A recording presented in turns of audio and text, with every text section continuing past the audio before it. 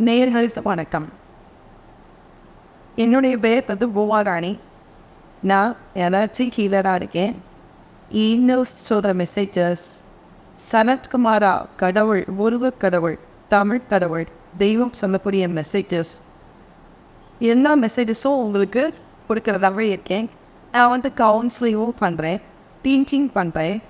Plus யாரெல்லாம் சரியாக படிக்க முடியலையோ, படிக்க முடியாத குழந்தைகளுக்கு ஹீலிங் பண்ணி உதவியும் செய்கிறேன்.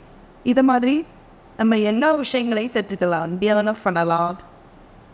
நமக்கான வாழ்க்கையில் என்னெல்லாம் தேவையோ, நம்ம எப்படி வெற்றியை ஈர்க்கிறது, வளமையை ஈர்க்கிறது, ஆரோக்கியத்தை சீக்கிரமாக கிடைக்கிறது, நமக்கு என்ன வேணும் லைஃப்பில், ரொம்ப சிம்பிள் இல்லையா? வாழ்க்கை ரொம்ப மிக எளிதானது.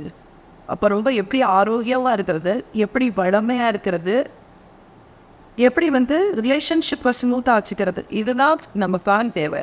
அது எல்லாமே நமக்கு இந்த செய்திகள் மூலமாகவே கிடைக்கும். கன்னிராசி நேயர்களுக்கு வணக்கம். மாசி மாதத்திற்கான கன்னிராசி நேயர்களுக்கு ஏஞ்சல்ஸ், சனத்குமார கடவுள் நமக்கான என்ன மெசேஜ் சொல்கிறாங்க அப்படிங்கிறத நம்ம பார்க்கலாம்.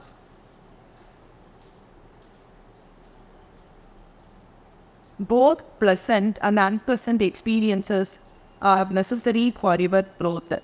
All are ultimately good. நமக்கு வாழ்க்கையில் இன்பமும் துன்பமும் கலந்துதான் இருப்போம் அப்படின்னு சொல்கிறாங்க ஏஞ்சல்ஸ். என்ன சொல்கிறாங்க அப்படின்னா, நம்மளுடைய வளர்ச்சிக்கு எல்லாமே தான் தேவை.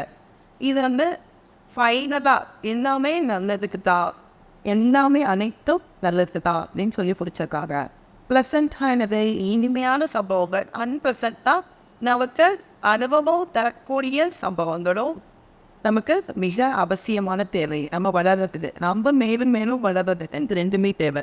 இரவு பகல், இன்பம் துன்பம். எங்கள் வீட்டில் கூட சொல்லுவாங்க அடிக்கடி, வேலைக்கு போனாதான் நிலவோட அருமையே தெரியும் அப்படின்னு சொல்லுவாங்க. அப்போ ஒரு துன்பம் வரும்போது தான் இன்பத்தோடைய அருமையே தெரியும்.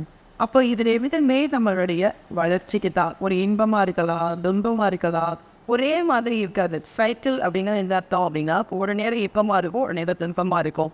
Nothing is permanent. எதுவுமே நிலையானது கிடையாது. மாற்றம் ஒன்று மட்டுமே நிலையானது. இதை நம்ம புரிச்சுக்கிட்டோம் அப்படின்னா நம்மளுடைய வளர்ச்சி மிக பிரமாதமாக இருக்கும். எதுவாக வேணால் இருக்கலாம். அது நம்ம அனைத்தும் நடப்பது அனைத்தும் நன்மைக்கே, நல்லதே அப்படின்னு நீங்கள் நினைக்கும் போது உங்களுடைய வாழ்க்கை மிக மிக சுலபமாக எளிமையாக போக முடியும். அதே நேரத்தில் வெற்றிகரமாக இருக்கும். உங்கள் வாழ்க்கையில் வளர்ச்சி இருக்கும். எல்லா விதமான வளர்ச்சியும் நமக்கு கிடைக்கும். ஒரு ஆன்மீகத்திலேயே வளர்ச்சி இருக்கும், ஒரு அறிவு, அனுபவ அறிவு. ஏதாவது ஒரு விஷயம் நமக்கு நடந்தது, ஒரு துன்பம் நடந்தது அப்படின்னா நீங்கள் என்ன நினைப்பீங்க அப்படின்னா, ஐயோ கடவுளே எனக்கு இது நடந்துச்சு அப்படின்னு நினச்சி நம்ம துன்பப்படுவோம். ஆனால் அதன் மூலமாக நம்ம என்ன பாடம் கற்றுக்கிறோமோ, அதை கற்றுக்கிட்டு அடுத்தபடி ஏறுறோமோ, அப்போ நம்ம ஜெயிக்கிறோம். நன்றி.